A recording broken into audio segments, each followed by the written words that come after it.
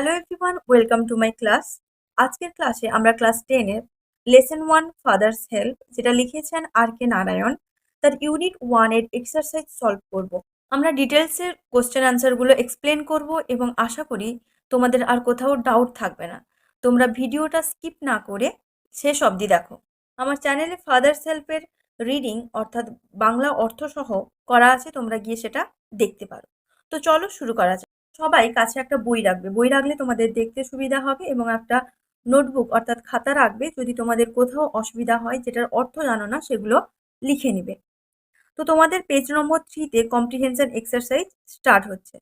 আমি এগুলো খাতায় তুলেছি, তোমরা দেখো, সাইডে বই রাখবে এবং নিশ্চয়ই একটা খাতা রাখবে সাইডে। তো ফার্স্ট দেখো আছে, choose the correct alternative to complete the following sentences. অর্থাৎ এই যে অপশান আছে এই অপশানগুলো থেকে একটা নিয়ে এই সেন্টেন্সটাকে তোমাদের পূরণ করতে হবে। আর তোমরা জানো যে টেক্সটের রিডিং ভালো করে না পড়লে কিন্তু তোমরা অ্যান্সার দিতে পারবে না। তোমরা অবশ্যই টেক্সটটা ভালো করে পড়বে। তো দেখো এর দাগে কি আছে, উইথ এ সাডার স্বামী realize that it was Friday, Thursday, Wednesday, Monday. অর্থাৎ উইথ এ সাডার একটা ঝাঁকুনি দিয়ে বা একটা কাঁপুনি দিয়ে স্বামী রিয়েলাইজ, স্বামী বুঝতে পারলো দ্যাট ইট ওয়াজ এটা ছিল। তাহলে স্বামী হঠাৎ ভয়ে কাঁপুনি দিয়ে উঠে এটা বুঝতে পারলো কি এটা কি বার ছিল। ফ্রাইডে শুক্রবার, ওয়েডনেসডে, থার্সডে, মন্ডে। টেক্সটের ঠিক প্রথমেই আছে, দেখবে এটা ছিল মন্ডে। মন্ডে মর্নিং ছিল, তাই সে খুব ভয়ে আতঙ্কিত হয়ে উঠে পড়েছিল। তো কেন উঠে পড়েছিল তোমরা নিশ্চয়ই সেটা জানো, তোমরা নিশ্চয়ই সেটা দেখেছো।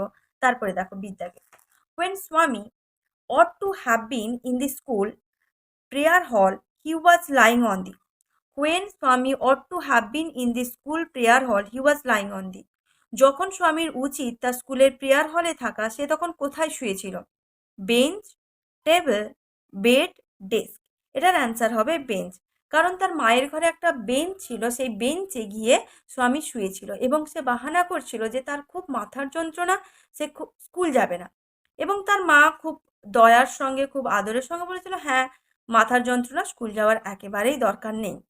তারপরে দেখো সিদ্ধাগে, according to Swami Samuel is specially angry with boys who are. অর্থাৎ কি, অ্যাকর্ডিং টু স্বামী, স্বামীর মতে Samuel is specially angry, Samuel খুব রাগী ছিল।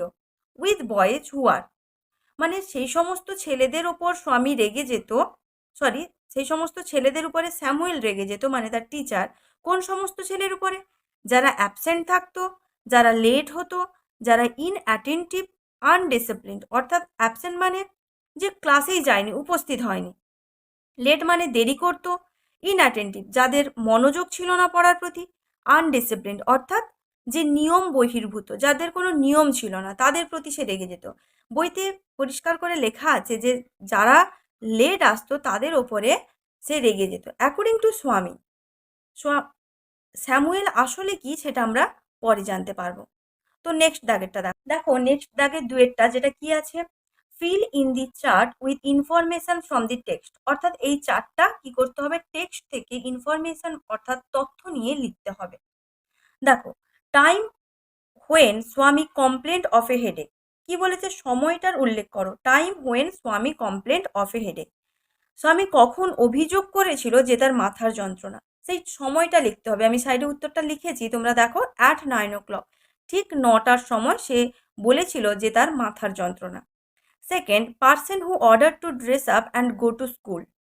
কি বলছে, person who order to dress up and go to school, যে কোন ব্যক্তিটি তাকে অর্ডার করেছিল, মানে আদেশ দিয়েছিল জামা কাপড় পরার জন্য এবং স্কুল যাওয়ার জন্য। কোন ব্যক্তিটি? স্যামুয়েলস ফাদার, স্যামুয়েলের সরি, স্বামীর ফাদার, স্বামীর বাবা তাকে এই কথাটা বলেছিল। স্বামীর বাবা তাকে বলেছিল যে জামা পরো এবং স্কুল যাও। কিন্তু স্বামীর মা তাকে বলেছিল, হ্যাঁ মাথা যখন যন্ত্রণা করছে তখন স্কুল যাওয়ার দরকার নেই। কিন্তু তার বাবা তাকে জোর করে বলেছিল স্কুল যাওয়ার জন্য। সিতে দেখো, name of the teacher mentioned by Swami. Name of the teacher mentioned by Swami, Swami দ্বারা উল্লিখিত শিক্ষকের নাম কি, মানে স্বামী কোন শিক্ষকের কথা উল্লেখ করেছিল। তাহলে কার কথা উল্লেখ করেছিল? স্যামুয়েলের কথা উল্লেখ করেছিল। এবং স্যামুয়েলের নামে নানা অভিযোগ করেছিল তার বাবার কাছে, সেটা পরের চ্যাপ্টারে আরো ভালো করে বোঝা যাবে। তারপরে দেখো 3 নম্বর। তারপরে দেখো state whether the following statements are true or false. Provide sentences, phrases, words in support of your answer.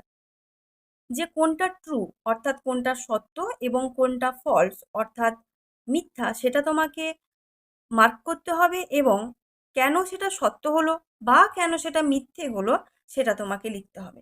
যে কোন সেন্টেন্সটা দেখে তুমি বুঝলে যে এটা সত্য হয়েছে বা কোন সেন্টেন্সটা দেখে বুঝলে যে এটা মিথ্যে হয়েছে, এটাকে বলা হচ্ছে কি সাপোর্টিং সেন্টেন্স। দেখো প্রথমে আছে স্বামী said that he had a headache. স্বামী বলল যে তার মাথার যন্ত্রণা হচ্ছিল। অবশ্যই হ্যাঁ, সে 9টার সময় বলেছিল, একটু আগেই আমরা জেনেছি যে সে 9টার সময় বলেছিল যে তার মাথার যন্ত্রণা করছে। তাহলে সাপোর্টিং সেন্টেন্স মানে কোন সেন্টেন্সটা দেখে আমরা বুঝলাম যে এটা ট্রু হবে। দেখো আমি লিখেছি অ্যাট 9 o'clock স্বামী wailed I have a headache. ঠিক 9টার সময় স্বামী বলেছিল যে তার মাথার যন্ত্রণা আছে। তাহলে সেড আর ওয়েল্ড এটা কিন্তু সিমিলার, মানে সেড মানেও বলেছিল, ওয়েল্ড মানেও বলেছিল। তারপরে দেখো বিদ্যাকে, স্বামী was lying in his father's room. স্বামী তার বাবার ঘরে শুয়েছিল, কিন্তু সেটা নয়, সেটা ফলস। কেন? আমরা দেখেছি যে যখন সে 9টার সময় তার মাথা যন্ত্রণার কথা বলল তখন সে তার মায়ের ঘরে শুয়েছিল, এবং কোথায় শুয়েছিল? বেঞ্চের উপরে শুয়েছিল।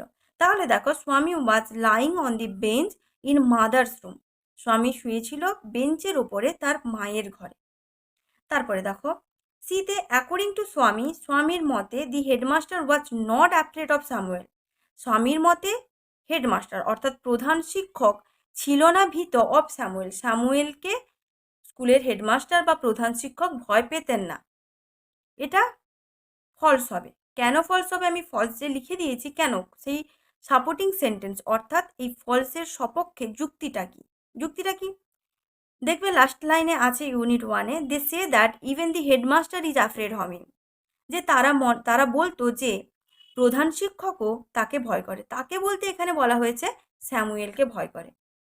আশা করি তোমরা এই চ্যাপ্টারের এক্সারসাইজের সলভেশনগুলো বুঝতে পেরেছো। যদি কোনো অসুবিধা থাকে অবশ্যই কমেন্ট বক্সে লেখো, এবং নেক্সট ক্লাসে আমরা ইউনিট 2-এর এক্সারসাইজ সলভেশনটা দেব। তোমাদের উপকারে লাগে তোমাদের বন্ধুদের সঙ্গে অবশ্যই শেয়ার করো, লাইক করো এবং চ্যানেলটিকে সাবস্ক্রাইব করো। Thank you.